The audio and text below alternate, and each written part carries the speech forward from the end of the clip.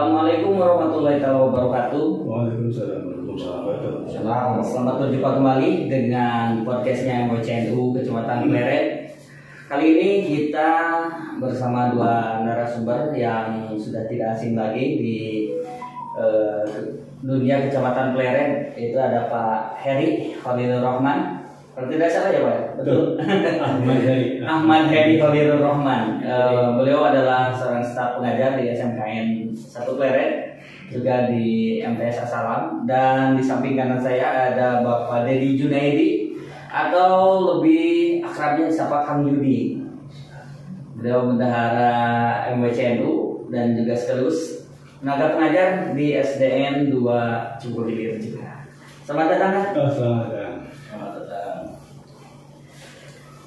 Kali ini kita akan berbincang-bincang tentang sesuatu yang sedang booming di dunia pendidikan kali ini, yaitu tentang kurikulum. Kurikulum yang memang kita rasa beda ketika kita masih kecil. Kalau kita masih waktu sekolah dulu, kurikulum biasanya anteng. Yang kita dulu pakai kurikulumnya KBSA, kemudian 94. Kalau sekarang kan hampir setiap tahun atau 5 tahun sekali lah itu kurikulum bisa berubah. Apalagi sekarang ada yang namanya kurikulum merdeka. Nah, apa sih inti dari kurikulum merdeka itu, dan sejauh mana tingkat keberhasilan kurikulum merdeka itu kalau kita lihat sejak lahirnya dari tahun 5 tahun ke belakang ini sampai sekarang, apakah memang berhasil dan ataukah ini sebuah produk yang gagal. Makanya kita bisa menamai kegiatan kita ini atau ngobrol kita ini dengan kurikulum merdeka atau kurikulum mereka, begitu kan? Kita akan bahas tuntas, kupas tuntas untuk kurikulum ini. Mudah-mudahan bisa menghasilkan sesuatu yang memang berarti dan ada sumbangsi juga untuk dunia pendidikan, khususnya yang ada di Kecamatan Pleret saja. Cukupnya kita tahu umumnya Kabupaten Purwakarta, bahkan kalau bisa sampai tingkat nasional juga kan dari. Baik, saya akan ke Kang Heri dulu ya. Kang Heri, sebenarnya seberapa penting sih peran dari kurikulum itu sendiri untuk dunia pendidikan? Apakah memang harus ya ketika kurikulum itu tiap tahun tiap ganti pemerintahan itu berubah? Itu apa memang karena berubahnya itu karena adanya pergantian pemerintahan, pergantian kebijakan, atau memang karena kebutuhan, atau bagaimana itu? Seberapa penting dulu sih itu kurikulum itu Pak? Baik, Assalamualaikum warahmatullahi wabarakatuh. Bismillahirrahmanirrahim. Sebelum saya membahas lebih jauh mengenai kurikulum merdeka sampai sejauh mana tadi ya, pengaruh atau keberhasilan penerapan kurikulum merdeka di Indonesia, kita harus tahu dulu yang namanya pendidikan. Pendidikan itu kan menurut sebuah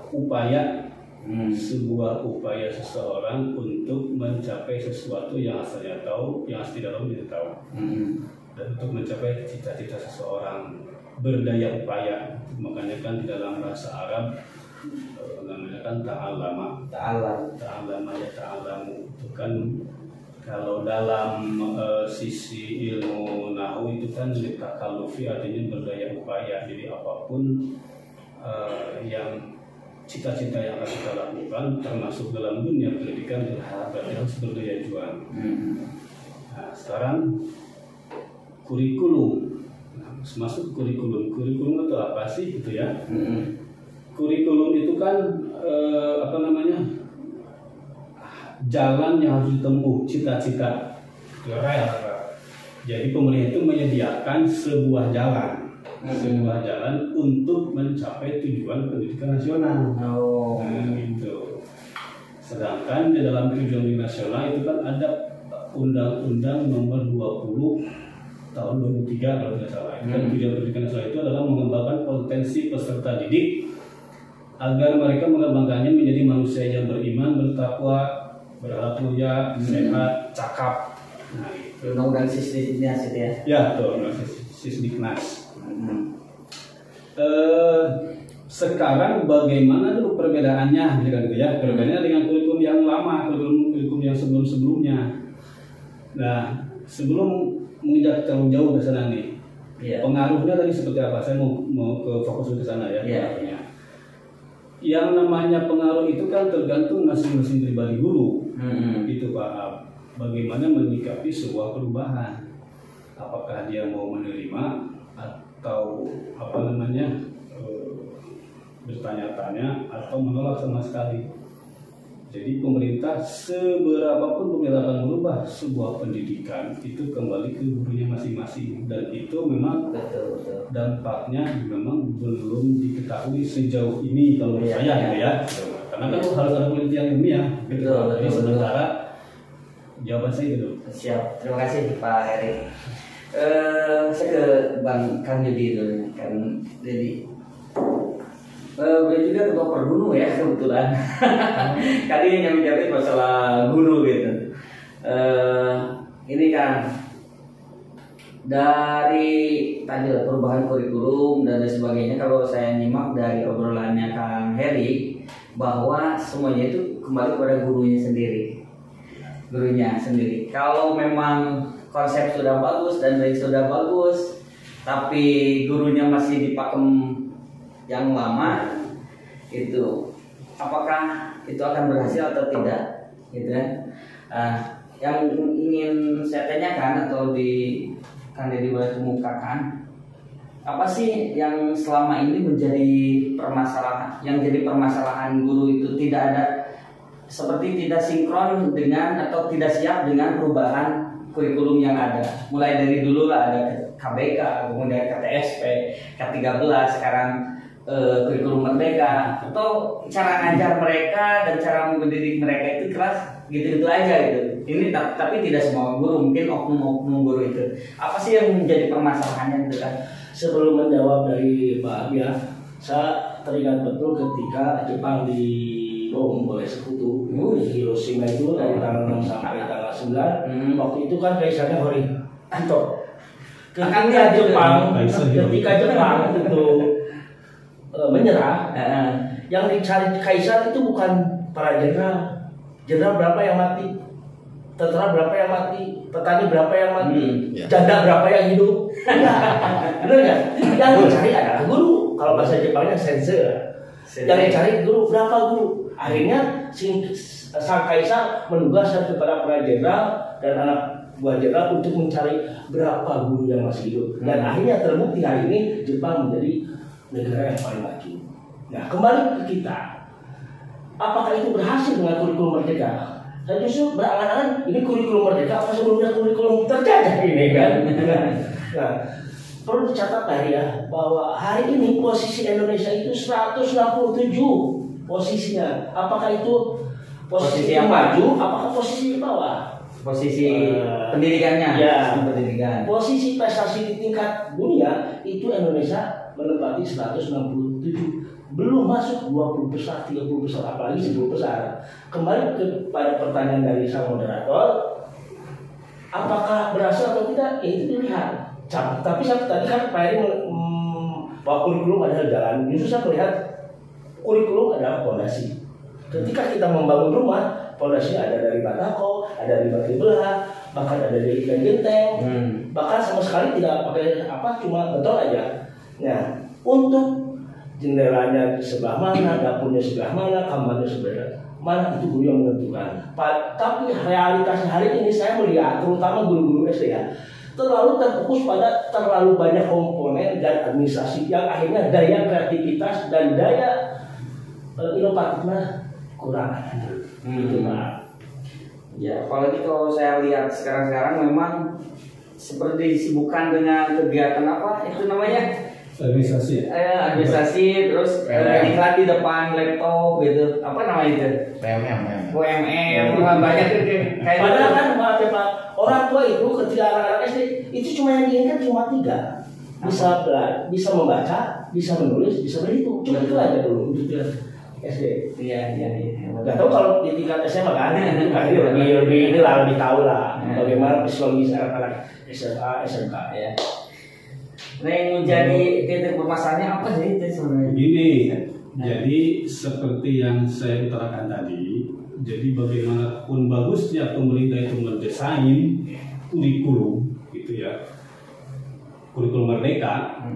Jadi kan jadinya kurikulum mereka itu dalam arti tanda kutip pemerintah ya. Pemerintah ya. Ya. Apakah ini ada satu proyek atau apa gitu? Kalau itu bukan ranah saya menjawab. Benar. Ya, itu saya tidak akan menjawab sesuatu yang bukan ranah saya. Ya. Biarkan mereka saja. Tugas kita hanya menjalankan apa yang mereka atur. Ya.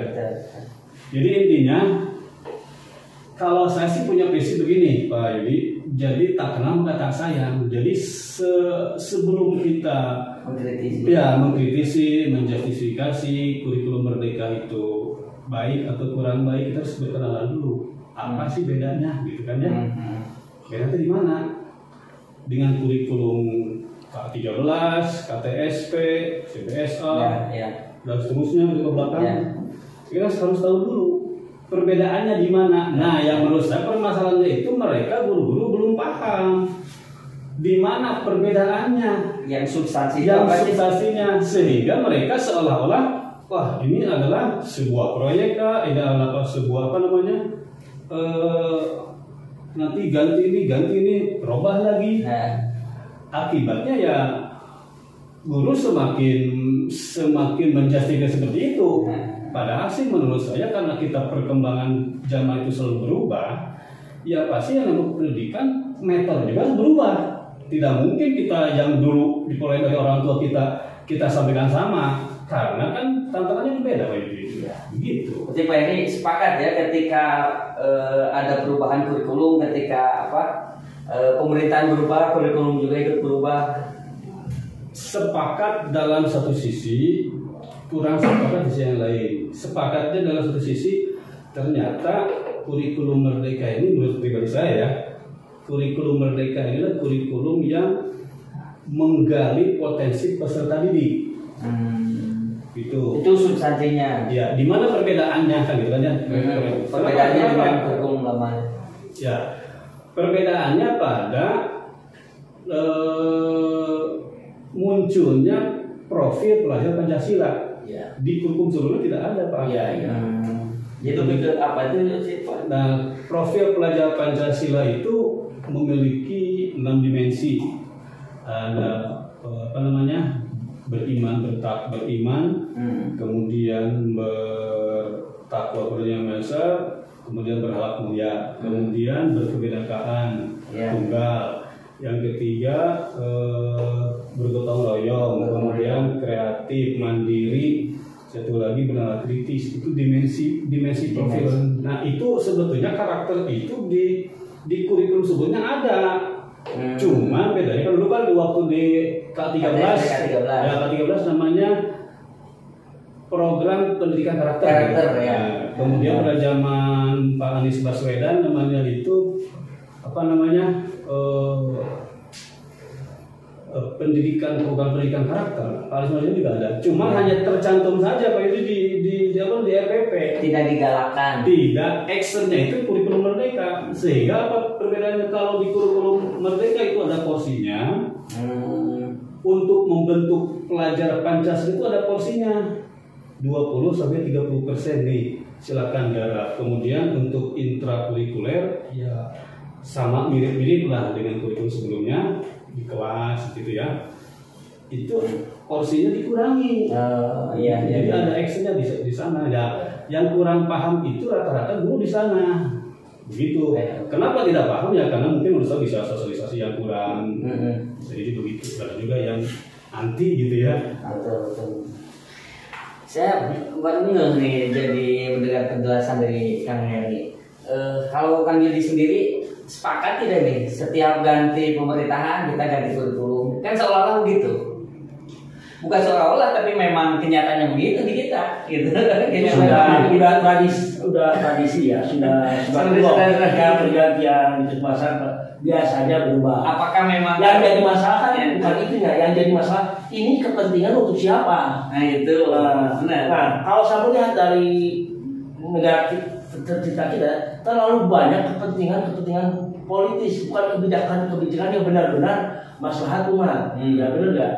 Saya sepakat kurikulum merdeka. Saya juga sepakat guru kurang memahami, sepakat. Tapi jangan salah, pemerintah lalai terhadap guru.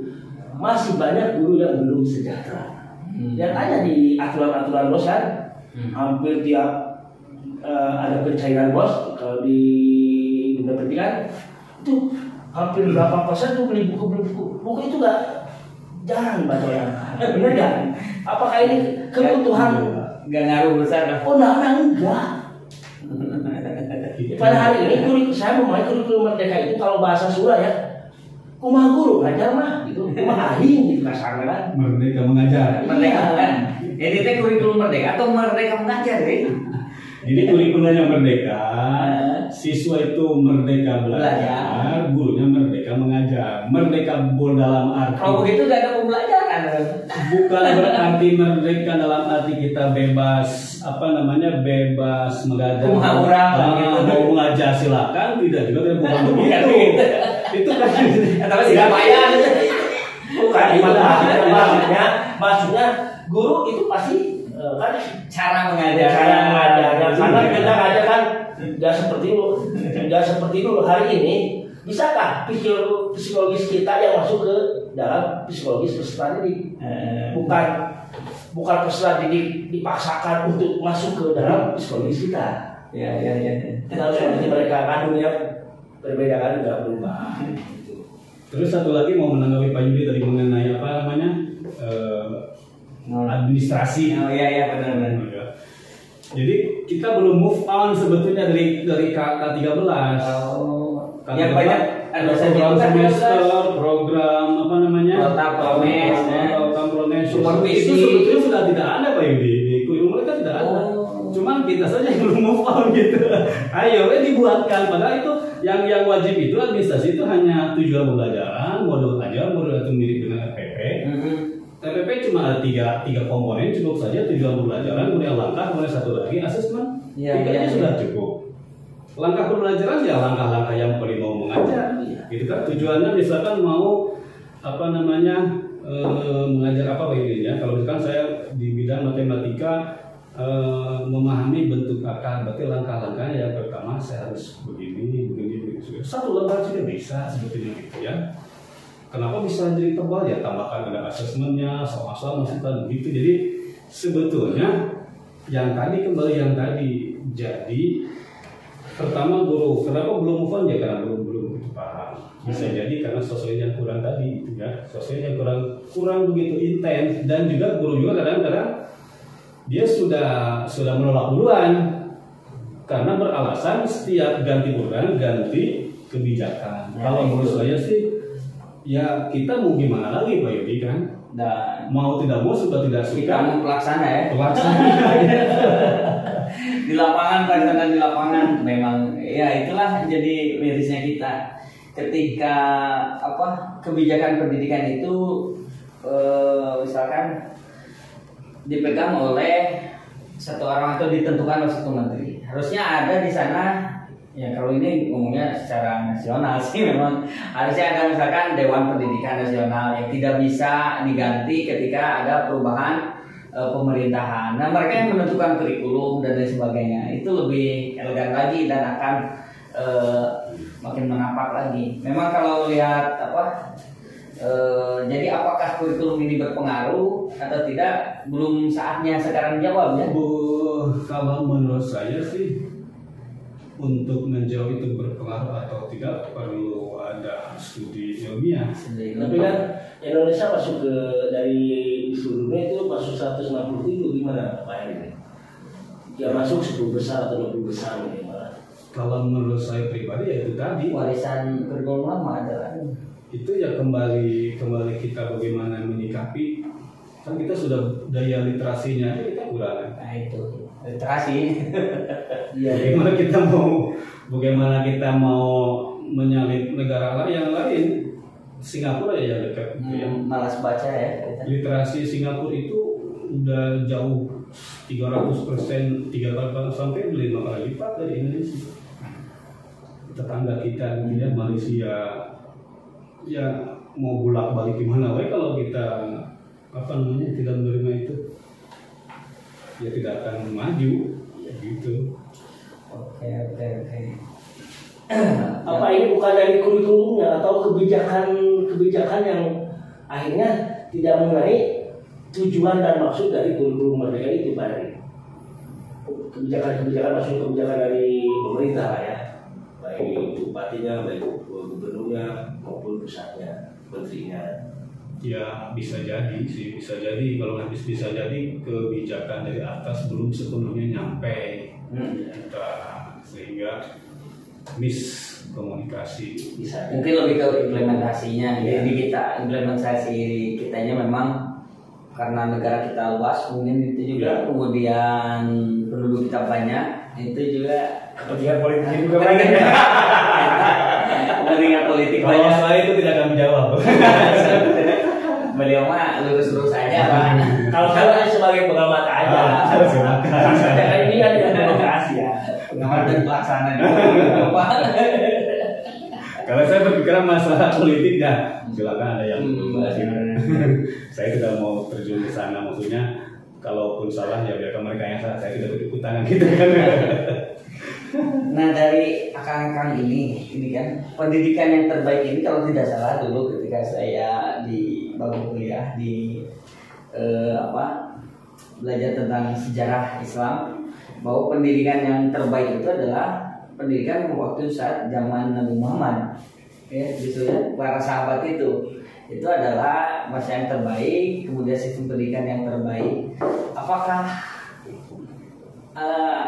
ada kemungkinan bahwa kurikulum yang kita gunakan sekarang itu diadopsi dari misalkan kurikulum waktu zaman Rasulullah SAW atau bukan, atau gimana itu, terlalu jauh?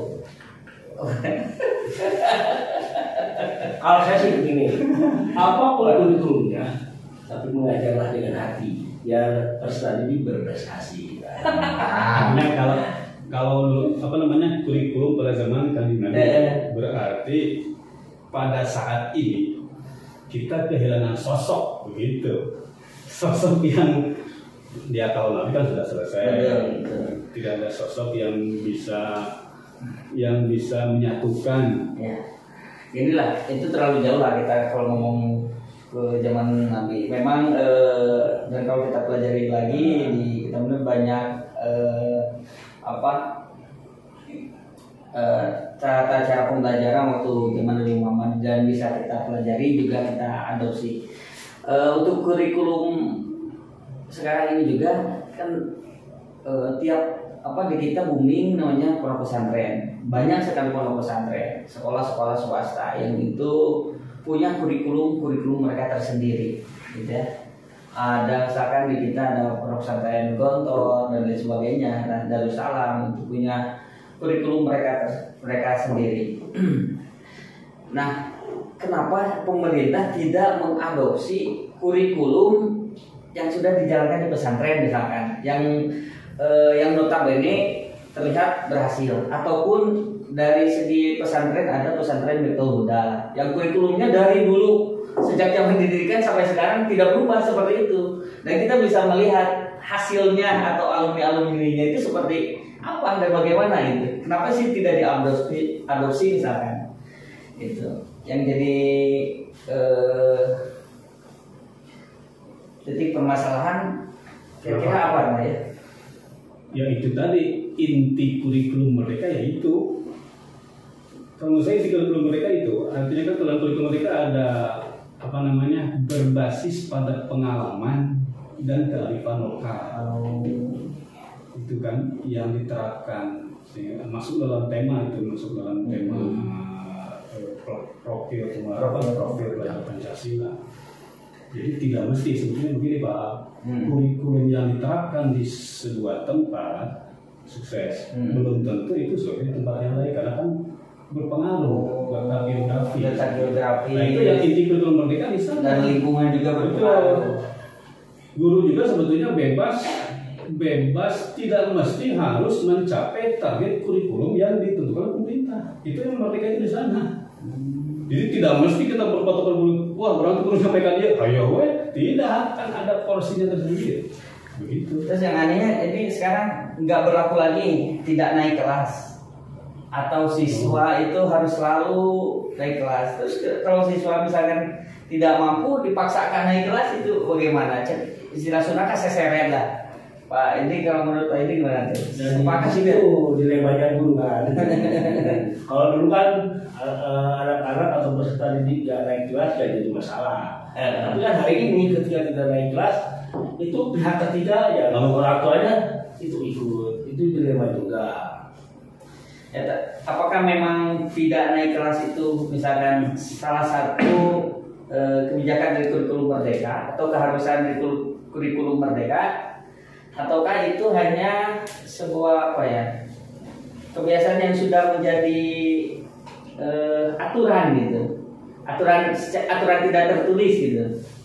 Yang saya tahu sih dalam kurikulum merdeka itu tidak ada kelas. Kalau dulu kan namanya KKM ya. Tidak ada istilah kriteria keputusan minimal. Oh, nggak ada. Berapa? Jadi nggak terus pada nilai ya? Ya. Oh, okay. Cuman sebelum diputuskan mereka naik atau tidak kelas itu karena naik kelas atau tidak, itu kan pihak wali kelas atau guru kelas itu sebelumnya sudah ancang-ancang. Jadi si anak ini harus bagaimana kalau mau di sini atau tidak, itu kan treatmentnya di awal bukan ketika di akhir.